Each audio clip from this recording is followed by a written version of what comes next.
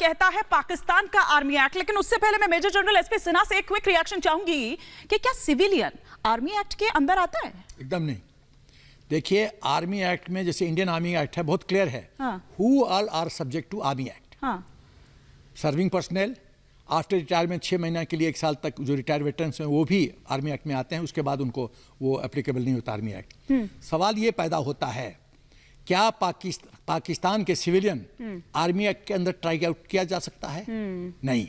दूसरी बात, ये जो आर्मी, पाकिस्तान आर्मी ने दादागिरी के एक क्लॉज डलवा दिया, दादागिरी करके कि यदि कोई आतंकी होगा, टेररिज्म करेगा पाकिस्तान के खिलाफ, तो उसको हम ट्राई आउट करेंगे स्पेशल कोर्ट के द्वारा, आर्मी कोर्ट के द्वारा। ये स्पेशल जो पावर्स दिया गया था आर्मी को, मेरा ख्याल है 2014-15 में दिया गया था। और सेम क्लॉज अप्लाई किया कमांडर जादव के केस में। और जब सनसेट क्लॉज था 2 साल का, 2 साल के बाद ये प्रोविजन खत्म होना था। लेकिन पाकिस्तान आर्मी सब कुछ कैप्चर करना चाहती है, जुडिशियरी, कोर्ट्स, एडमिनिस्ट्रेशन, सब उनको चाहिए। पावर विदाउट अकाउंटेबिलिटी, अकाउंटेबल कुछ नहीं होना है। आज पाकिस्तान की जो हालत है वो उसके लिए पूर्ण रूप से पाकिस्तान आर्मी रिस्पॉन्सिबल है। तो ये क्लॉज, सनसेट क्लॉज के बाद क्यों नहीं रिमूव किया गया ये क्लॉज कि कमांडर जादव को फिक्स करना था? ठीक है, इमरान को फिक्स करना है। तो यदि सब कुछ पाकिस्तान आर्मी करेगा तो हाई कोर्ट को डिसबैंड कर दो, सुप्रीम कोर्ट को डिसबैंड कर दो। बिल्कुल ठीक बात है। फिर उसकी जरूरत क्या है? क्या जरूरत है? उसकी जरूरत क्या है? और इससे पहले कि मैं यहाँ रुक करूं और फराज सईद साहब का एक क्विक रिएक्शन मैं सुन दूं इस मुस्तकीम, जैसा कि मैंने पहले भी कहा था कि पाकिस्तान का आर्मी एक्ट क्या कहता है, क्योंकि 59 अगर हम देखें आर्मी एक्ट की जो धारा है और साथ ही साथ 60 इसी के तहत होगा जो भी होगा इमरान खान के खिलाफ। अभी जो चार्जेस हैं पाकिस्तान आर्मी एक्ट 1952 के तहत सबसे पहले तो सरहदी आर्मी के अपने लोगों के ऊपर लागू होता है।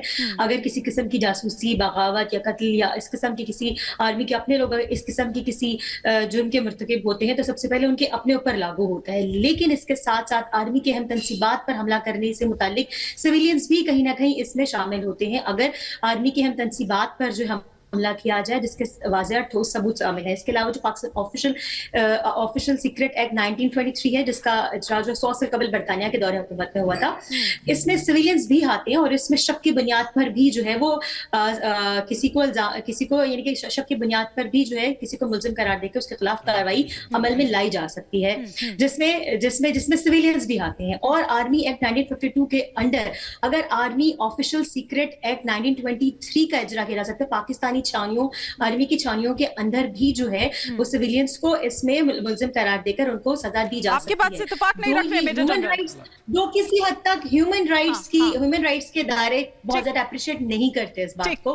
लेकिन अगर कोई सिविलियन भी मुर्तकिब होता है जुर्म का कि आर्मी की हम तनसीबात पर हमला करे तो उसके खिलाफ भी कार्रवाई की जा सकती है। ठीक है, ठीक है, आपकी बात पर इत्तेफाक नहीं रख रहे major general. Official secret act को कॉम्प्रोमाइज किया जाता है किसी सिविलियंस के द्वारा तो ट्रायल होगा सिविलियन जुडिशरी में। आर्मी कौन होता है ट्रायल करने वाला?